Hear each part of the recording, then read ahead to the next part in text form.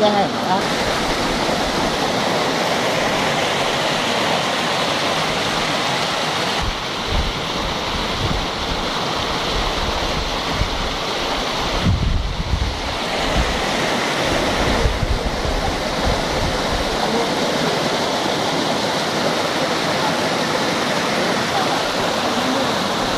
Gate দিয়ে লাগাই দেন, লাগাই দেবেন না।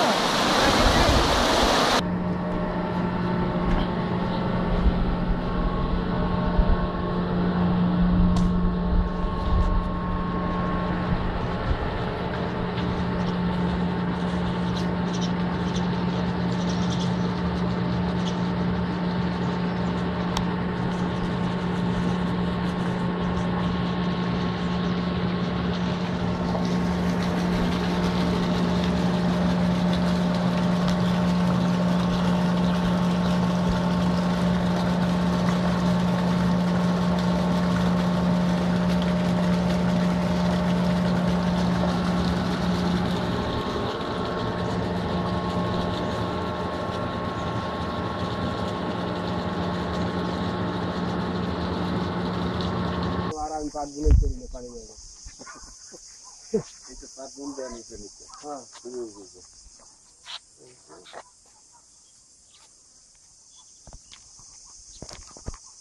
हाँ बाकी टाका कोले टाका उड़े ना और सात बाकी रहे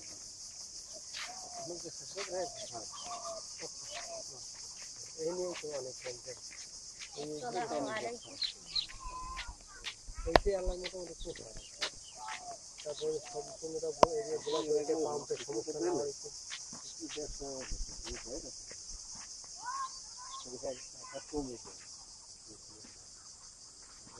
আমরা এখন দাঁড়িয়ে আছি সুগন্ধা নদীর উপরে, এটি বরিশালের কীর্তনখোলা আমাদের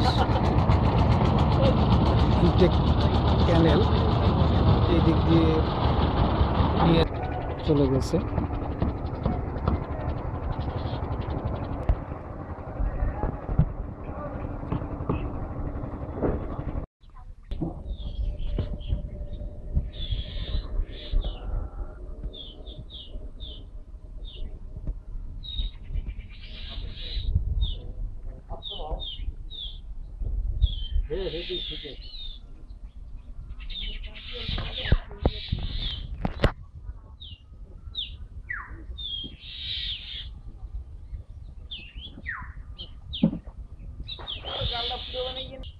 এই পাম্প হাউস দিয়েই পানি লিফট করে মেইন ক্যানেলে দেওয়া হয়। পরবর্তীতে সেই মেইন ক্যানেল থেকে সিঙ্গেল লিফটিং করা হলে সরাসরি মেইন ক্যানেল থেকে কৃষকের জমিতে পানিটা চলে যাবে।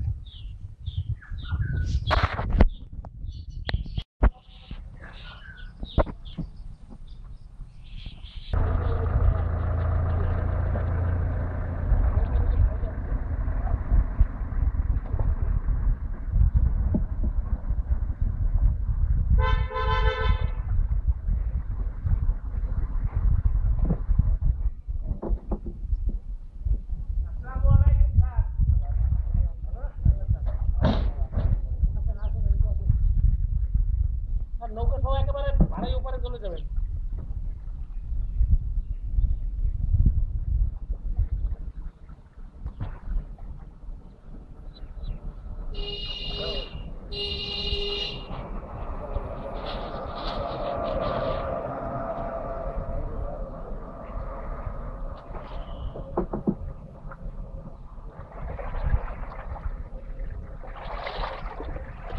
আমরা রেগুলেটরটা ক্রস করলাম,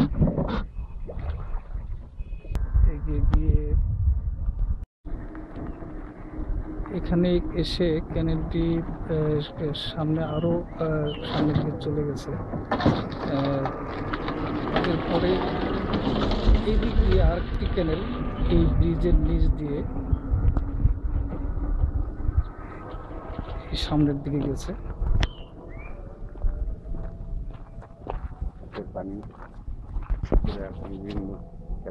এই ক্যানেল হয়ে আপনার পানিগুলো এই যে বিস্তীর্ণ এলাকা দেখা যাচ্ছে এই এলাকায়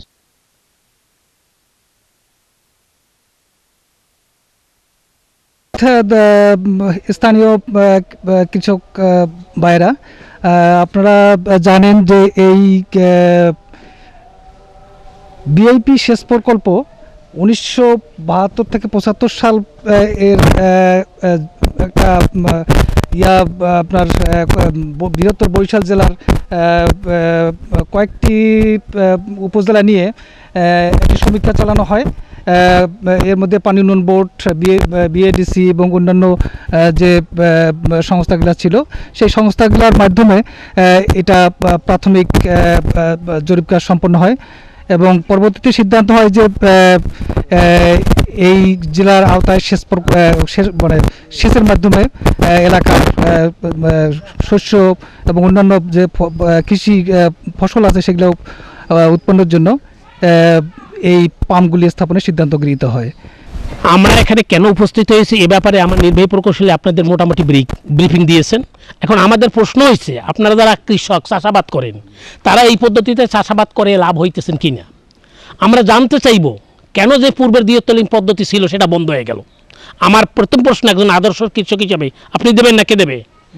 আমি জানতে চাইছি যে দ্বিতীয় পদ্ধতিতে চাষাবাদ করা হইতো, সেটা কেন আমরা ফেল করলাম, কেন সেটা বন্ধ হয়ে গেল? এটা আসলে মূলত একই খরচ দুইবারে করা হইতো, অর্থাৎ সরকার পক্ষ থেকে আমাদের এখানে পানি আমাদের ক্যানেলে তুলে দিত এবং দ্বিতীয়বার ওই পানি আমরা আবার ওই একই সমপরিমাণ বা তার চেয়ে অধিক খরচে আমরা আবার আমাদের মানে মাঠে তুলে দিতাম।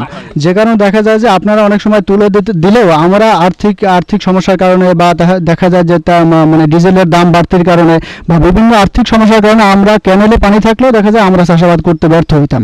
তো স্বাভাবিক কারণে দেখা যায় যে এর রেজাল্টটা এরকমই আসছে যে এবারে যে আপনারা পানি দিলেও আমরা চাষাবাদ করতে ব্যর্থ হওয়ার কারণে প্রজেক্টটা মানে দেখা যায় ওই আমরা সাকসেসফুল হয় না। এই কারণে যে আসলে দেখা যায় যে এই আপনার গ্র্যাভিটি সিস্টেমে পানি উত্তোলনের কারণে কৃষক সে নিশ্চিত থাকতেছে যে তার জমিতে পানি চলে যাচ্ছে, তো স্বাভাবিক কারণে সে চাষের উদ্বুদ্ধ হচ্ছে। আর এই কারণেই একরসটা মানে চাষাবাদের পরিমাণটা বেড়ে যাচ্ছে। করি যে আসলে আগে আমাদের যে দ্বি উত্তোলন পদ্ধতি ছিল সেই পদ্ধতিতে ডাবল খরচের কারণে আমাদের হেক্টর প্রতি অর্থাৎ ক্যানেল থেকে আমাদের সেকেন্ডারি পাম্পের মাধ্যমে আমাদের মানে আমাদের জমিতে পানি লিফটিং করার যে খরচটা হইতো সেটা হয়তো এক্সট্রা। আর এখন আমরা একটা পদ্ধতিতে অর্থাৎ যেহেতু আমরা বিদ্যুতের মাধ্যমে মোটরের মাধ্যমে এক পানি আমাদের খেতে চলে যাচ্ছে, আগে আমাদের খরচ হতো হেক্টর প্রতি 400 টাকা, সেই খরচ এখন নেমে আসছে 100 টাকায়, যে কারণে আমরা আর্থিকভাবে লাভবান হয়ে চাষাবাদ বেড়ে গেছে। ভিউয়ার্স, আমি এখন দাঁড়িয়ে আছি বরিশাল কোতোয়ালি থানাধীন কেপি 15 মোহনগঞ্জ। এই পাম্প হাউসটি এটাও ছিল দ্বিউত্তোলন পদ্ধতিতে এটা শেষ হতো। এটাকে রিমডেলিং করে এক উত্তোলন পদ্ধতি করা হয়েছে। লক্ষ্য করুন এই পদ্ধতিটা এই গেটটা এখানে কতখানি বাড়ানো হয়েছে এবং এই স্টিলের গেটটা এখান থেকে এতখানি এক্সটেন্ড করা হয়েছে। আর এই যে আমরা বেসটা দেখতে পাচ্ছি, এই বেসটা এটাকে রেজ করা হয়েছে, ফলে পানির হেড আমরা বাড়িয়ে দিতে সক্ষম হয়েছি। এটা কান্ট্রি সাইড, নদীর সাইড থেকে পানি তুলে এই কান্ট্রি সাইডে আমরা সরবরাহ করে থাকি। এখান থেকে এমনভাবে আমরা হেড মেনটেন করতেছি যার ফলে পানি সরাসরি কৃষকের জমিতে গিয়ে উঠতেছে এবং সেখানে কৃষকরা সেই পানি দিয়ে সরাসরি সেচের কাজ সারতে পারছেন। ইউনিয়ন পরিষদের নির্বাচিত সদস্য আবুল কালাম আজাদ সাহেবের কাছে জানতে চাইব যে আপনারা কি চান যে এই পাম্পটি রিমডেলিং করে আপনাদের সেচের জন্য ব্যবস্থা করা হোক, এটা আপনি চান কিনা বা আপনাদের এটা প্রয়োজন আছে কিনা, এ ব্যাপারে আপনি আপনার বক্তব্য প্রদান করুন। আসসালামু আলাইকুম, আমি মোহাম্মদ আবুল কালাম আজাদ, ইউপি সদস্য 6 নং আসন্ন ইউনিয়ন পরিষদ দারখি গ্রাম 3 নং ওয়ার্ড। আমাদের এই পাম্পটা যদি আমাদের পানি সেচের ব্যবস্থা করা হয়, পানি ব্যবস্থা না থাকায় আমাদের এলাকায় ইরিদান হচ্ছে না, ইরি চাষিদের খুব কষ্ট হচ্ছে, যাতে করে 4000 টাকা প্রতি একরে খরচা বৃদ্ধি পায়, বিদায় আমাদের এলাকায় লোকে ইরিদান দিতে বাধ্য নয়। তাই ওনারা বলছে যাতে আমরা পানির ব্যবস্থা যদি করিয়ে দিই তাহলে আমার মনে হয় যে 4000 টাকা আমাদের বেঁচে যাবে। পানির ব্যবস্থা যদি থাকে তাহলে আমাদের শতকরা 80% জমিতে আমরা পানি ইরিদান দিতে পারবো। এই বললে আমি আপনাদের সকলের কাছে আবেদন জানাই, যাতে আমাদের পানি ব্যবস্থা যদি করা হয় তাহলে আমাদের সবাই উপকৃত হব, এবং ইরিদান প্রতিটি জায়গায় দেওয়া হইবে এবং ইরিদান ভালোও হইবে, এবং এলাকার কৃষকের ভাগ্য উন্নয়ন হবে। এই বলে আমার বক্তব্য শেষ করছি। আল্লাহ হাফেজ। আমরা এখন কথা বলছি ঝালকাঠি উপজেলার বাসন্ডা ইউনিয়নের চেয়ারম্যান জনাব মোবারক হোসেন মল্লিক সাহেবের সাথে। আমরা জানতে চাচ্ছি তার কাছে যে এই যে জেপি 11 গ্রামটার নাম হলো ডুমজুরি, এই ডুমজুরি গ্রামের জেপি 11 যে দীর্ঘকাল ধরে অব্যবহৃত অবস্থা পড়ে আছে, সেটাকে যদি আমরা এখন রিমডেলিং করে গ্র্যাভিটি পদ্ধতিতে নিয়ে আসি, তাতে কি সুবিধা অসুবিধা হতে পারে, ওটার প্রয়োজন আছে কি না, এ প্রসঙ্গে উনি কিছু বলবেন। মতামত। আমি 6 নং বাসন্ডা ইউনিয়নের চেয়ারম্যান এবং এই ইউনিয়নের 7 বার নির্বাচিত চেয়ারম্যান। আমার নাম হলো মোবারক হোসেন মল্লিক। আমি এই প্রশ্নের জবাবে বলতে চাচ্ছি এটাই যে আমাদের ইউনিয়নে ক্যানাল বরিশাল বিভাগেই যে এই স্লুইস গেট এবং হলো পাওয়ার পাম্প স্টেশন যেগুলো আছে, এগুলো রিমোল্ডিং হওয়া হলে তো অবশ্যই কৃষকের উপকার হবে। এবং আমরা চাই যে এইটা যদি রিমোল্ডিং করে, হ্যাঁ, তাহলে সেটা আমাদের জন্য কৃষকের জন্য ভালোই হবে।